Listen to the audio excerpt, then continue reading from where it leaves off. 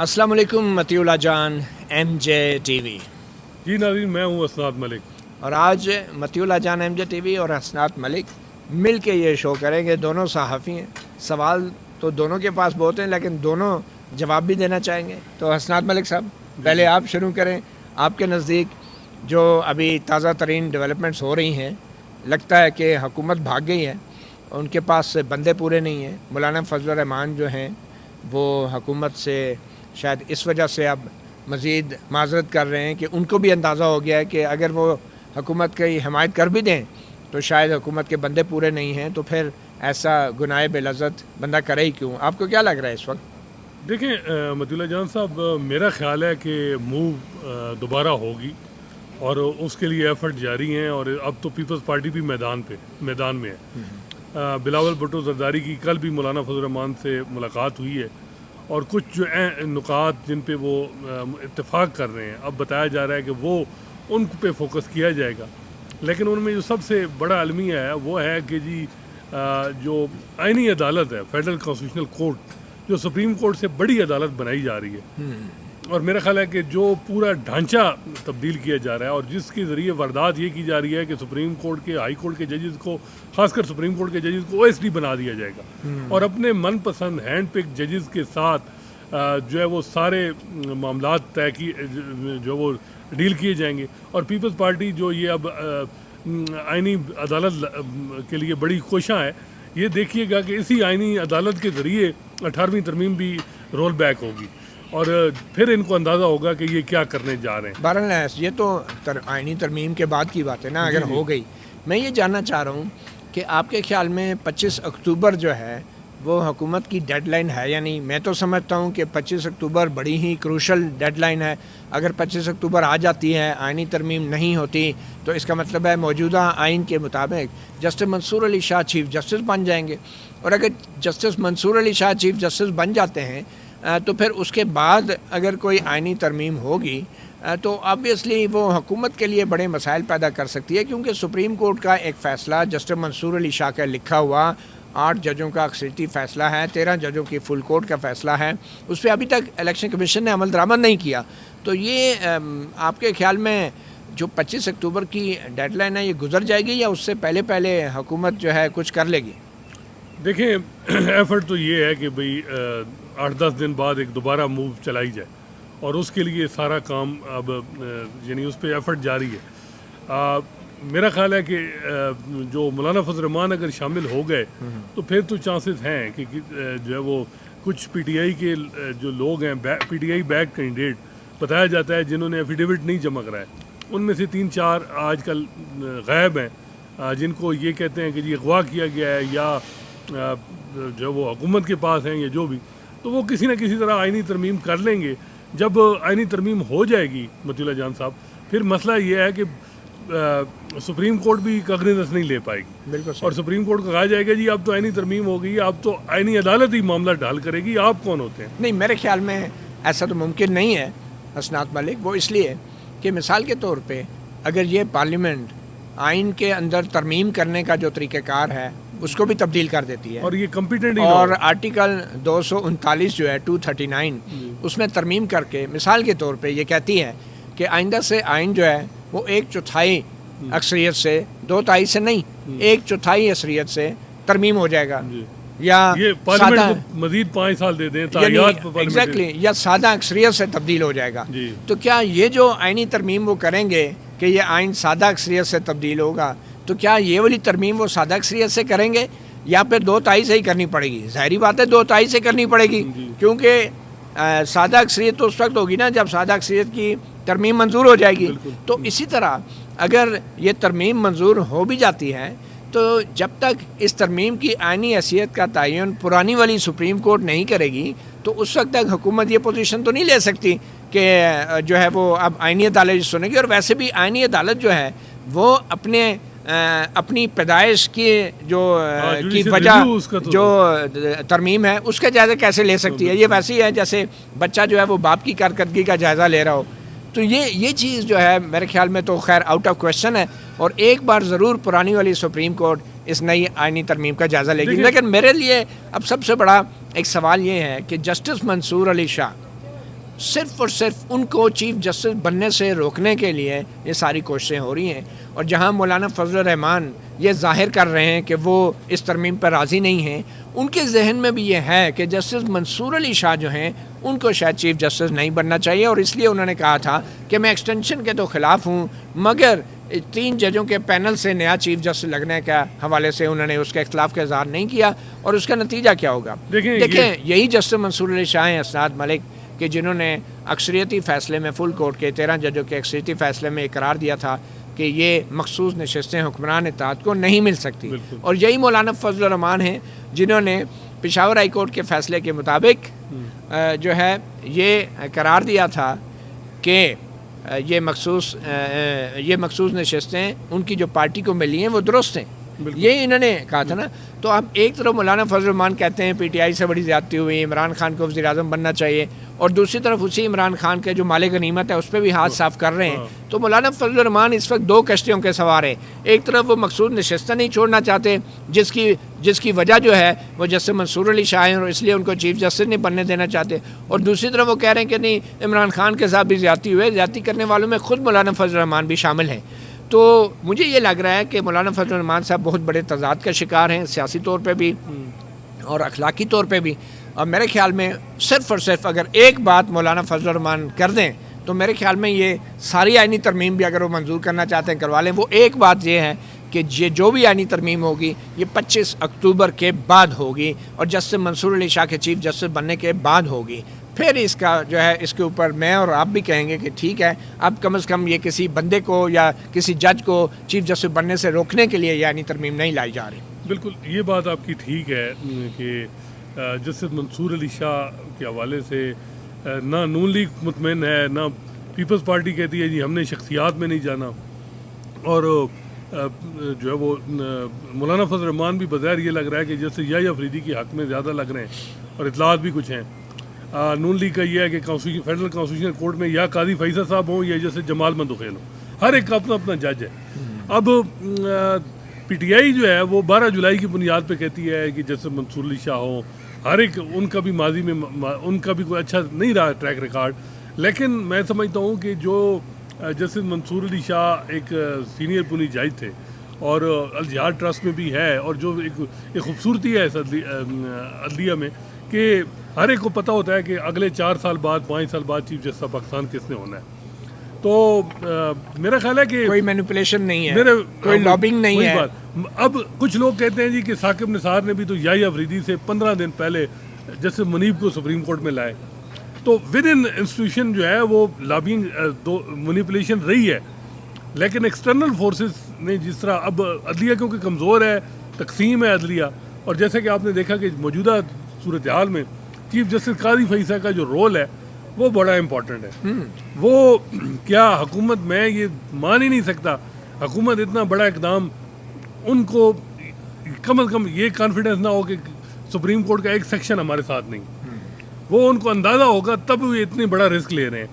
یا تو یہ تو جس طریقے سے میں سمجھتا ہوں کہ یہ جو ڈرافٹ آیا ہے, اس ڈرافٹ جس نے لکھا ہے یا جو بھی جو اس کی مدد سرائی کر رہا ہے, وہ تو میرا خیال ہے شریف الدین پیرزادہ کو بھی بھول جائیں گے ہم لوگ, جس طرح کا یہ چیز آ رہی ہے کہ ایک عدالت مطیع اللہ جان صاحب بن رہی ہے جس کے جج پرائم منسٹر شہباز شریف لگائیں گے پہلی دفعہ پہلے 3 سال کے لیے, پلان تو 3 سال کا ہے. پھر وہ جج جو اور ہیں 6-7 اور جو لگنے ہیں فیڈرل شریف اور فیڈرل کانسٹیٹیوشن کورٹ میں, وہ چیف جسٹس کے ساتھ مل کے لگانے ہیں. اور پھر 3 سال کا پلان جو ہے اس کے بعد نیشنل اسمبلی میں یہ نہیں ہے کہ آپ نے اپوزیشن میں 4 لوگ ہوں گے, اس میں یہ ہے کہ پروپورشنل ریپرزنٹیشن سے ہر جماعت کا حصہ ہوگا. اب پی ٹی آئی کے اگر 2 دے دیں اور 6 مولانا کو بھی 1-2, وہ نیشنل اسمبلی بھی پھر اور اسپیکر اس کو طے کرے گا.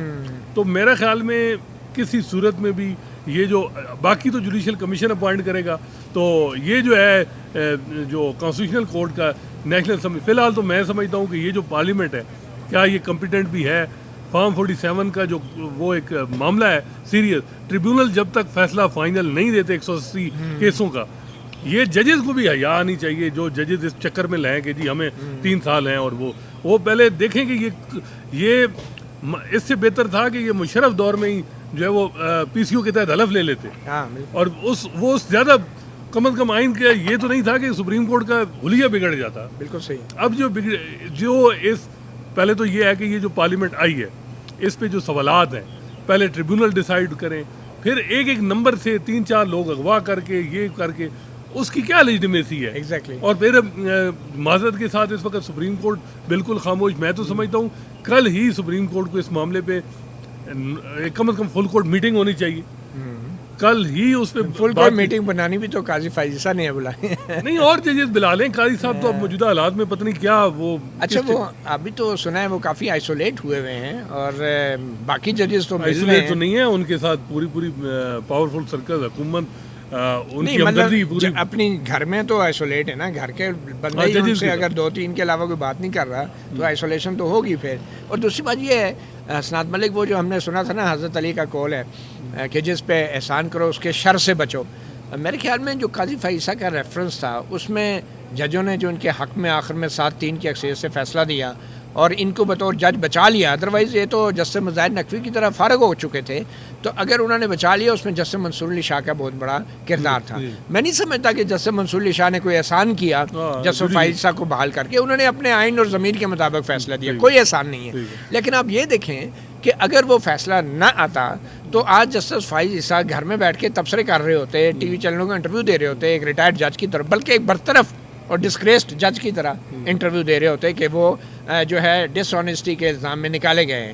تو جو احسان ہماری نظر میں جسٹس منصور علی شاہ کی نظر میں نہیں انہوں نے کیا, آج جسٹس منصور علی شاہ کا پتہ کاٹ رہے ہیں. اور یہ پتہ سارا فوکس ہی اس پہ, سارا فوکس ہی جو ہے وہ جسٹس منصور علی شاہ کو چیف جسٹس بننے سے روکنا ہے. یہ کہیں ایسا نہ ہو کہ یہ حکومت اعجاز الاحسن صاحب کو بحال کر کے چیف جسٹس بنا دے کیونکہ منصور علی شاہ نہ بنے. اور وجہ کیا ہے جی, 12 جولائی پہ ایک ججمنٹ کا مسئلہ ہے اور اس وجہ سے, اور اصل مسئلہ ہے 3 سال کی گارنٹی. جو گارنٹی 1 سال سے مل رہی ہے وہ گارنٹی چاہیے. اب بات یہ ہے کہ ماضی میں مطیع اللہ جان صاحب آپ نے دیکھا ہماری عدلیہ نے جب چڑھائی کی پارلیمنٹ پہ, ہم نے اس پہ بھی کرٹیسائز کی جب پارلیمنٹ کی پاور کو انکروچ کیا, ایگزیکٹو کی پاور کو انکروچ کیا. لیکن اس وقت اسٹیبلشمنٹ اور عدلیہ ایک پیج پہ تھی. ہمارے پارلیمنٹ زیر عتاب تھی. اور معذرت کے ساتھ نون لیگ پورا افتخار چودھری کا دور دیکھیں, پارلیمنٹ کو کمزور کرنے میں نواز شریف کا پورا رول ہے. میمو گیٹ میں کالا کوٹ پہن کے سپریم کورٹ میں پہنچ چکے. ویسے اب میں حیرانی ہوتی ہے نواز شریف کو بھی دیکھ کے کہ ایک بندہ 3 دفعہ وزیر اعظم بنا رہا اور آج ساؤتھ ایشیا کا سب سے سینئر ترین سیاستدان جو ہے وہ خود کو سمجھتا ہے. تو ایک ایسے وقت میں جب ملک ایک آئینی بحران سے دوچار ہے, اتنی بڑی آئینی ترمیم آ چکی ہے, وہ شخص جو ہے وہ کہیں منہ چھپاتا پھر رہا ہے, وہ میڈیا کے سامنے نہیں آ رہا اور اس کے پاس کہنے کو کچھ نہیں ہے اس آئینی ترمیم کے حق میں یا اس کے حوالے سے. ایک سابق وزیر اعظم 3 دفعہ منتخب وزیر اعظم اپنے آپ کو کہنے والا, اس کے پاس کہنے کو کچھ نہیں ہے اور وہ چھپتا پھر رہا ہے اپنے ساتھی سیاستدانوں سے بھی, وہ میڈیا سے بھی, صحافیوں کے سامنے بھی نہیں آ رہا اور وہ صرف ایک موقع کی تلاش میں ہے کیونکہ اس کو جو مانسیرا اور لاہور کے جو نتائج آئے ہیں اس کے بعد تو میں کہتا ہوں ایک لاسٹک کا پاجامہ پہنا دیا گیا ہے نواز شریف صاحب کو, جو اس پاجامے کو ہی سنبھالتے پھر رہے ہیں کہ کسی وقت بھی لاہور کے جو نتائج ہیں وہ ختم ہو سکتے ہیں اور وہ بالکل ہی ایک سیاسی طور پہ وہ برہنہ ہو سکتے ہیں, جو کافی حد تک ہو بھی چکے ہیں.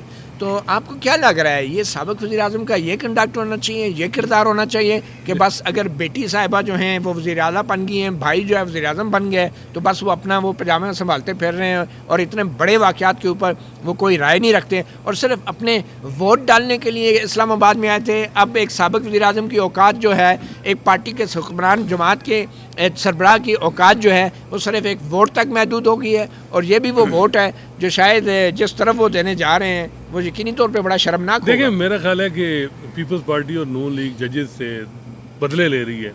پیپلز پارٹی کو 2009 سے 2013 تک جو کچھ افتخار چودھری نے کیا تو وہ ٹائم مل گیا کہ اب اسٹیبلشمنٹ کے ساتھ مل کے ان کے ساتھ 2 ہاتھ کرو. ثاقب نثار نے جو نون لیگ کے ساتھ کیا وہ کہتے ہیں اب ان کے ساتھ 2 ہاتھ کرو. اور جو جنہوں نے کیا ہے وہ تو اب بھی کہیں نہ کہیں ہیں. اچھا اب مسئلہ یہ ہے کہ اب آپ نے بھی دیکھا کہ 8 فروری کے الیکشن کے بعد کچھ ججز نے انڈیپینڈنس دکھانی شروع کی.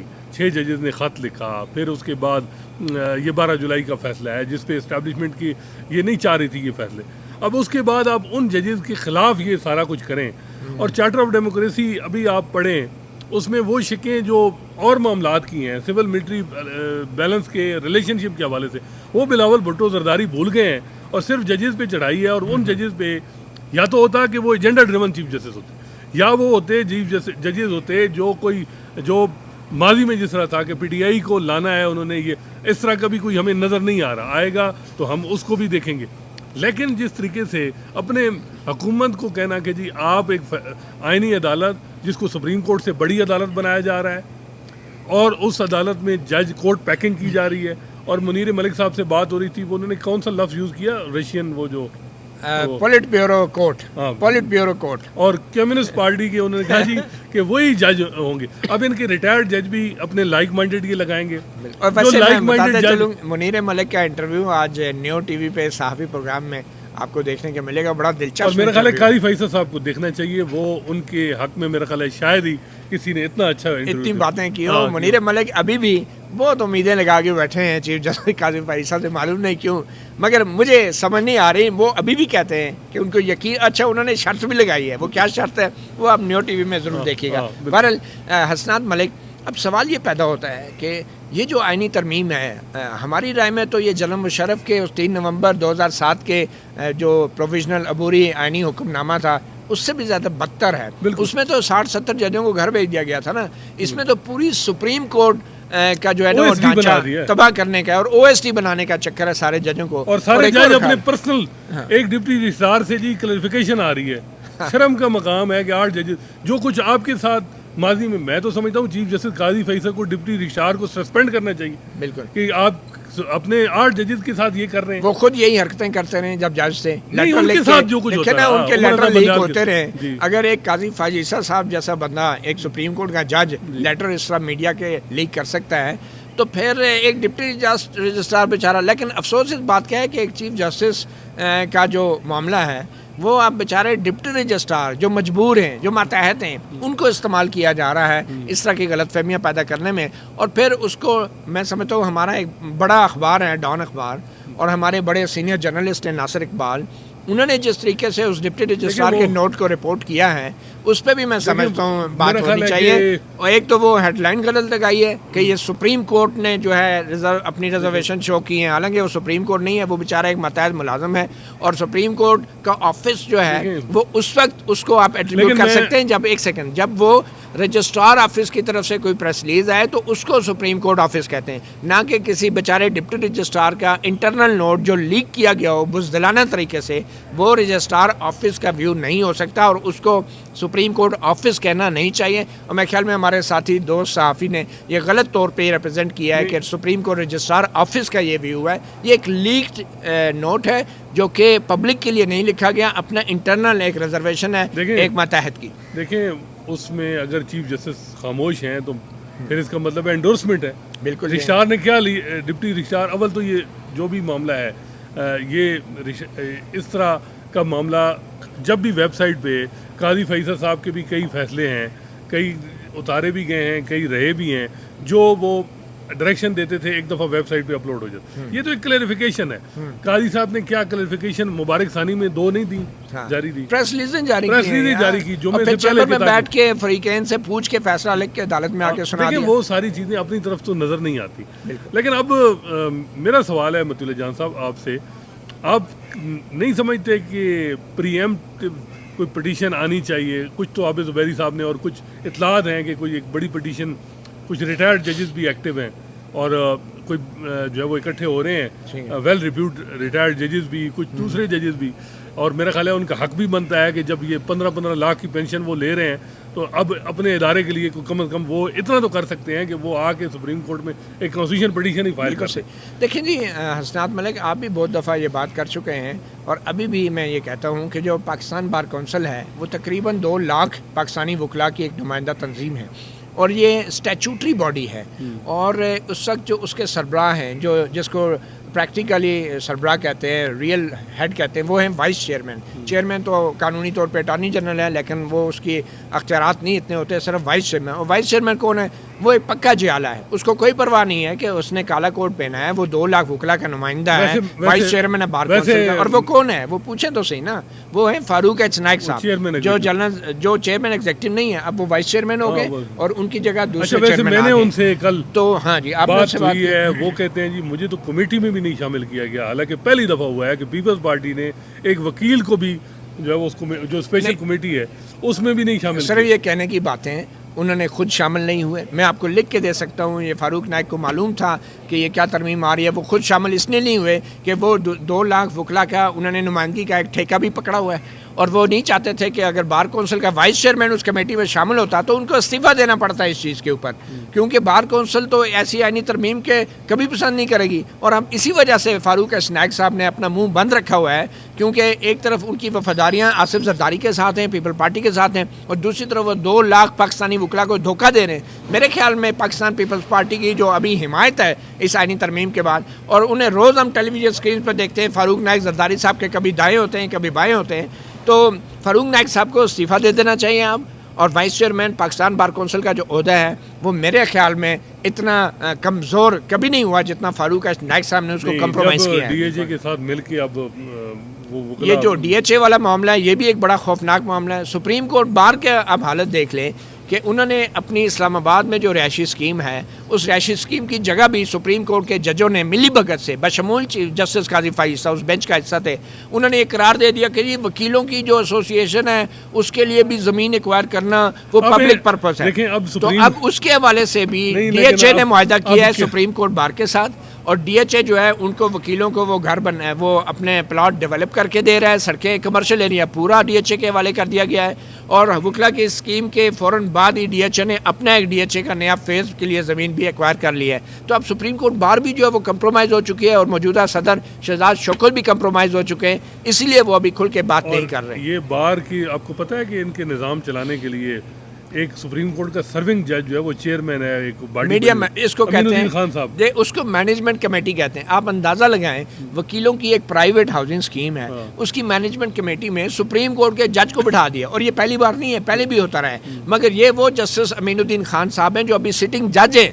اور مزے کی بات یہ ہے کہ یہ وکیلوں کی سیاسی اسکیم میں ججوں نے بھی کچھ پلاٹ لیے ہوئے, ٹھیک ہے, مگر سپریم کورٹ کا جج جو نہ کوئی دور نوکری کر سکتا ہے اور نہ ہی کوئی ایگزیکٹو پوزیشن لے سکتا ہے اپنی ریٹائرمنٹ کے 2 سال تک, وہ وکیلوں کی ایک پرائیویٹ ہاؤسنگ اسکیم کی مینجمنٹ باڈی میں بیٹھا ہے, اور اس کا مقصد یہ ہے سپریم کورٹ کے جج کے طور پہ کہ وہ سی ڈی اے کو سرکاری اداروں کو بلا کے انہیں دھمکائیں, اس کو پریشرائز کریں, انہیں بلیک میل کریں, اور وکیلوں کے لیے جتنے مسائل ہیں تمام سرکاری محکموں سے جو این او سی کے ہوتے ہیں وہ سارے مسائل حل کریں. تو سپریم کورٹ کے جج کا جب یہ سوچ ہے, یہ لیول ہے کہ اس نے ایک پرائیویٹ ہاؤسنگ اسکیم کے لیے اپنے سپریم کورٹ کے عہدے کو استعمال کرنا ہے, تو میرے خیال میں پھر اس سے بڑی شرمناک بات کوئی نہیں ہو سکتی. اور یہ وہ معزز جج ہیں جن کا اب نام بھی لیا جا رہا ہے کہ 5 کا پینل بنا, تو شاید ان کو بھی چیف جسٹس بنا دیا. لکھا ہوا ہے جو اب 3 کا آ گیا, اس میں یحییٰ افریدی صاحب کی چانس زیادہ ہے. یہ 2 جو ہیں کچھ کو فیڈرل کانسٹیٹیوشن کورٹ کے لیے حکومت کنسیڈر کر رہی ہے. جمال مندوخیل صاحب کے لیے بھی ایک بڑی کچھ نون لیگ کے وکلاء میں بڑی نرمی ہے کہ جی وہ ذرا ٹھیک ہیں,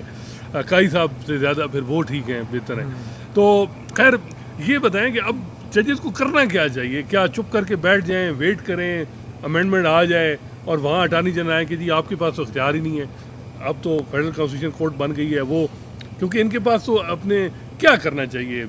میرے خیال میں ججز وکلاء تو چلیں وہ ایک سیکشن تو حکومت کے ساتھ کھڑا ہے, سپریم کورٹ بار کا الیکشن بھی اگلے مہینے ہے, اس کا بڑا امپیکٹ ہوگا, میں بھی اس بہانے کیا پتا کوئی وہ دھڑا بھی, اور ان کے پلاٹ جو ہے وہ ڈی ایچ اے ڈیولپ کر کے دے رہا ہے. سپریم کورٹ بار جس نے جنرل مشرف کے خلاف کامیاب تحریک چلائی تھی, اب وہ پلاٹوں کے اوپر بالکل فارغ نہیں. لیکن آپ کے خیال میں اب ججز کو کیا, ہائی کورٹ اور سپریم کورٹ کے 125 جج ہیں, کیا کرنا چاہیے؟ دیکھیں, آپ نے خود اس کا ایک سولوشن دیا ابھی کچھ دیر پہلے. آپ نے کہا کہ ججز کو ایک فل کورٹ میٹنگ بلانی چاہیے اور فل کورٹ اجلاس ہونا چاہیے, اور وہاں پہ آپس میں بیٹھ کے وہ یہ طے کریں کہ انہوں نے اپنے آپ کو نہیں, انہوں نے اپنی سپریم کورٹ کو بچانا ہے. اب دیکھیں جسٹس منصور علی شاہ کو آپ ہٹا نہیں سکتے, وہ جج پھر بھی رہیں گے اور سینئر پیونی جج ہوں گے اگر وہ چیف جسٹس نہیں بھی بنتے. تو بنیادی طور پہ ان ججز نے اگر خاموشی اختیار کی تو اس کا مطلب ہے کہ وہ صرف شکر کر رہے ہیں کہ ہماری نوکری بات کی, مگر انہیں سپریم کورٹ کے ادارے کو بچانے کے لیے سوچ وچار کرنی چاہیے. اب جو نوکری بچائے گا نا, میں سمجھتا ہوں وہ پی سی او کے تحت حلف ہوگا, جس نے 2007 میں بھی لیے, جنہوں نے پی سی او کے تحت 1999 میں لیے. تاریخ میں یہ جج اسی طرح یاد رکھے جائیں گے. اچھا, تاریخ میں قاضی فائزی کو کیسے یاد رکھا جائے گا؟ ابھی مہینہ ٹھہر جائے, کیا پتا اگر وہ اس وقت جو منیر ملک صاحب کو امید ہے، تو اس وجہ سے مجھے بھی اب تھوڑی سی امید جو میری بھی قائم ہو گئی ہے اچھا کہ کیا پتہ قاضی فیصل صاحب جو ہیں اس موجودہ حالات میں کوئی رول اپنا ادا کریں کہ یار اس انسٹیٹیوشن جس کے انسٹیٹیوشن کے ساتھ میں 40 سال وابستہ رہا ہوں، اس کو تباہ کیا جا رہا ہے، تو میں کوئی اپنا رول پلے کروں. بارہ منیر ملک صاحب جو ہیں بڑے شریف آدمی ہیں، وہ زیادہ زیادہ کیا کریں گے؟ اگر قاضی فائز صاحب اپنے عہدے پہ قائم رہے تو میرے خیال میں منیر ملک صاحب کہیں گے کہ میں اس قاضی فائز کی عدالت میں پیش ہی نہیں ہوں گا، اور ایک وقت آئے گا کہ اگر فیڈرل کانسٹیٹیوشن کورٹ بن گئی، ترمیم منظور ہو گئی، تو بڑی تعداد میں وکلا اس فیڈرل کانسٹیٹیوشن کورٹ کے سامنے پیش ہی نہیں ہوں گے، اس کا بائیک آؤٹ کریں گے، اور یہی ایک طریقہ ہے. لیکن حکومت کا کامیاب ہو جائے گا. حکومت نہیں چاہتی کہ 184(3) کے معاملات لیگل میٹر آئیں. حکومت اپنے من پسند، میرے خیال میں حکومت کامیاب نہیں ہوگی. اس کی وجہ یہ ہے کہ جب یہ آئینی ترمیم منظور ہو گئی تو یہ آئینی ترمیم کے خلاف درخواست پرانی سپریم کورٹ میں جائے گی، اور جب تک پرانی سپریم کورٹ ایک بار اس کا فیصلہ نہ کر دے، جو فیڈرل کانسٹیٹیوشن کورٹ ہے وہ اپنی پیدائش کے ذمہ دار جو آئینی ترمیم ہے اس کا جائزہ نہیں لے سکتی. میرا تو خیال ہے کہ اس سے پہلے یہ بات میں تو سمجھتا ہوں اٹارنی جنرل اور ان سے حکومت کئی ایسے فیصلے کیے گئے ہیں، ریسٹیننگ آرڈر پاس ہوئی ہیں. آپ نے دیکھا 3 نومبر 2007 میں جو اب لوگ کہتے ہیں نا جی کہ یہ آرڈر کیسے آ گیا، 3 نومبر 2007 میں 107 جج گھر بھیج دیے گئے کہ ریسٹیننگ آرڈر تھا، آپ نے نہیں دیکھیں. سپریم کورٹ کو ریسٹیننگ آرڈر پاس کرنا چاہیے، 2 سال ویٹ وہ کور کمانڈروں کے خلاف تھا. یہ بھی تقریباً وہی کام ہے، آپ عدلیہ کو ختم کر رہے ہیں.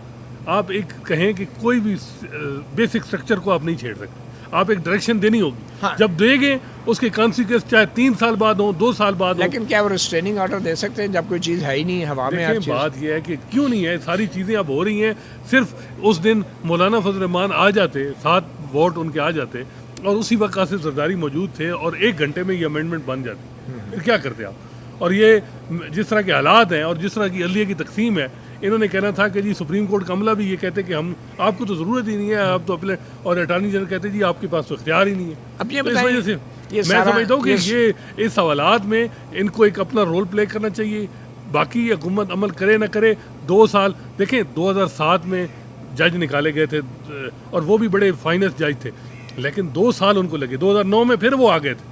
یہ ٹائم تھوڑا سا اب نوکریوں کے لیے لگیں گے نا جج، تو پھر نوکریاں کے لیے پھر انسٹیٹیوشن تو ختم ہو جائے گا. آپ کو لگتا ہے کہ وکلا باہر نکلیں گے، اور اگر ان کے جو تنظیمی عہدیدار ہیں وہ کسی لالچ میں آ کے باہر نہیں نکلتے تو کیا وکلا بھی نہیں نکلیں گے، اور وہ انتظار کریں گے کہ ہمارے جو باہر سے ان کے لیڈر کہیں گے تو باہر نکلیں گے؟ کیا کہتے ہیں؟ اس وقت حالات ایسے لگ رہے ہیں کہ وکلا میں وہ نہیں رسپانس جو ہونا چاہیے تھا. وکلا تنظیم جو عہدیداران میں باقی جو ہے ڈیبیٹ شروع ہو گئی ہے. ویسے ان وکلا کے عہدیداران کے لیے تو بڑی ویکینسیاں کریٹ ہو رہی ہیں، ان کا منہ بند کرنے کے لیے شاید یہ ساری ترمیمیں کی گئی ہیں کہ آپ کو جی کانسٹیٹیوشن کورٹ کا بنا دیں گے، آپ کو سپریم کورٹ، آپ کو ہائی کورٹوں میں 50-60 ویکینسیاں بھرنی ہیں. کسٹم ٹریبیونل پتہ کیا کیا ٹریبیونل ہیں، ان میں کون کون آ رہا ہے، یہ سارا کچھ نظر آ رہا ہے. لاہور ہائی کورٹ میں 24 سیٹیں ہیں. اور اب لیکن یہ صرف سپریم کورٹ کے ججز کا کام نہیں ہے، ہائی کورٹ کے ججز کو بھی رول. دیکھیں یہ انسٹیٹیوشن جو بھی اس کے ساتھ جڑے ہوئی ہیں، وکیل ہیں، ہائی کورٹ کے جج ہیں، سیشن ججز ہیں، سب کو اپنا رول پلے کرنا ہوگا. اب ایک اور چیز مطیع اللہ جان صاحب جو ہم سن رہے ہیں، وہ کہتے ہیں جی ہم نے تو جوریسڈکشن کرٹیل نہیں کی، ہم نے تو ایک علیحدہ عدالت بنا دی ہے، اس عدالت کو ہم اتنی جوریسڈکشن دے دیں. اور یہ تو کوئی ایسی بات نہیں ہے.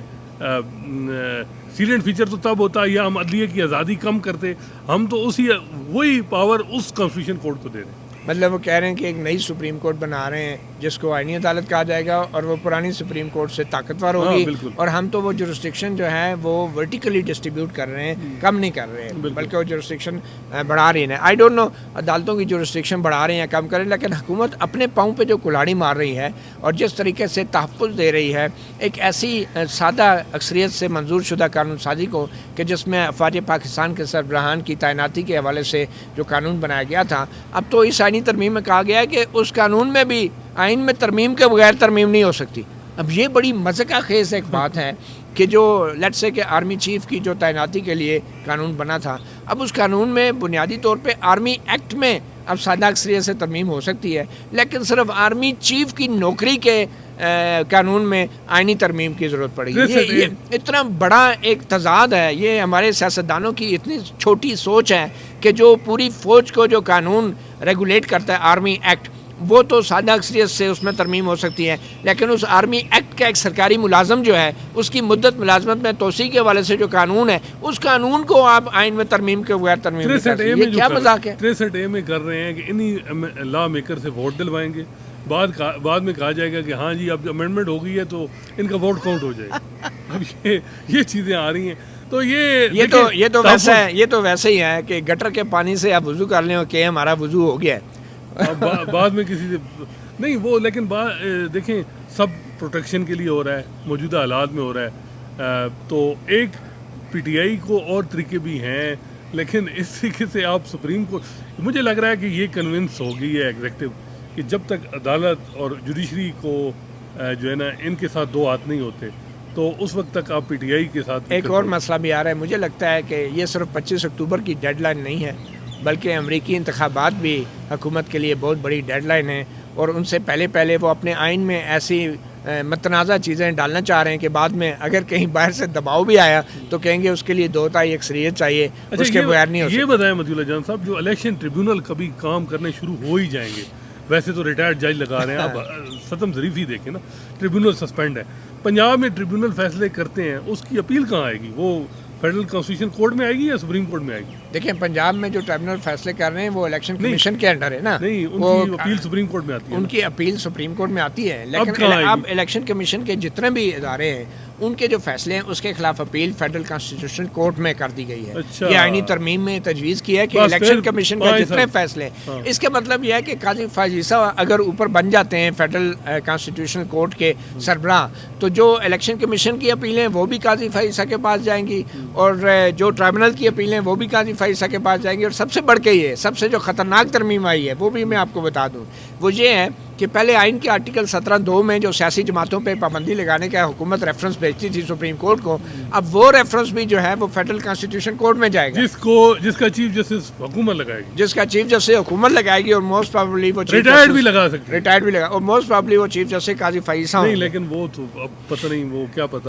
میرا خیال ہے اب امید میری ہو گئی ہے کہ قاضی صاحب آپ منیر ملک صاحب کی طرح آپ بھی اب بہت ہی امیدیں لگا بیٹھے. دیکھیں آج 1 سال پورا ہو گیا. مجھے تو نہیں لگتا. میں آپ کو ایک اور بات بتاؤں، اگر آپ قاضی فائز عیسی کو اب تک جان چکے ہیں نا، پھر آپ کو یہ بھی پتہ ہونا چاہیے کہ قاضی صاحب وہ چیز ہیں کہ اگر ان کی جیب میں غلطی سے بھی کوئی چیز پڑ جائے نا، وہ جیب سے وہ چیز نکالنے نہیں دیتے دوبارہ.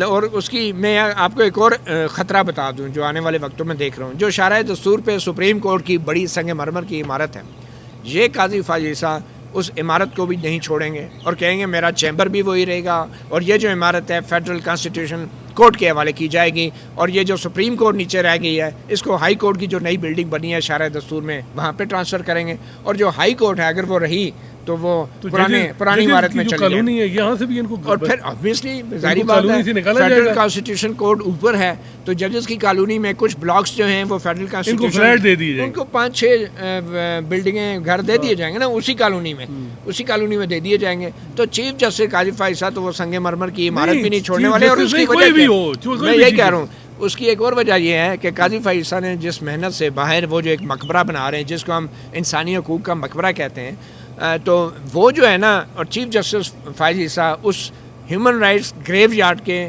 وہ گورکن ہیں کہ جنہوں نے وہاں پہ انسانی حقوق کا جس طریقے سے دفنایا ہے بلے کے نشان کے فیصلوں جیسے فیصلوں سے، تو وہ اس مقبرے کو بنانے کا شاید یہی مسئلہ ہے، وجہ تھی کہ ان کو یہ پتہ ہے کہ جو 2 سال کی محنت وہ شاید بظاہر کر رہے ہیں، 2 سال کی محنت، تو وہ محنت اگر ضائع نہیں ہوگی تو انشاءاللہ وہ اسی سنگ مرمر کی عمارت میں بھی رہیں گے اور اس مقبرے کے بھی مجاور بن کے رہیں گے. اس معاملے میں تو مولانا فضل الرحمان بڑے کلیئر ہے کہ نو مور ایکسٹینشن، نو مور ریٹائرڈ جج فیڈرل کانسٹیٹیوشن کورٹ کا وہاں لگایا جائے گا، اس پہ تو وہ کلیئر ہے. نہیں تو ریٹائرڈ جج کیا، وہ تو ابھی 25 اکتوبر سے اگر پہلے منظور ہوگی ترمیم تو قاضی فائز عیسی تو لگ سکتے ہیں. پھر ریٹائرڈ جج ان کو بھی وہ کہہ رہے ہیں کہ ایکسٹینشن نہیں دی جائے گی، ایکسٹینشن نہیں ملے گی نا، اپوائنٹمنٹ تو ہو سکتی ہے نا آئین کے تحت. لیکن دیکھیں میرا خیال ہے کہ چلیں وہ شخصیت تو جو بھی ہو، لیکن میں سمجھتا ہوں کہ وہ ایک کورٹ بنانا اس سے بڑا ایک معاملہ ہے. اگر شکور پراچا صاحب ہو جائیں، ان کو چیف جسٹس بنا دیں، یا کوئی اور ایسے ججز ہیں جو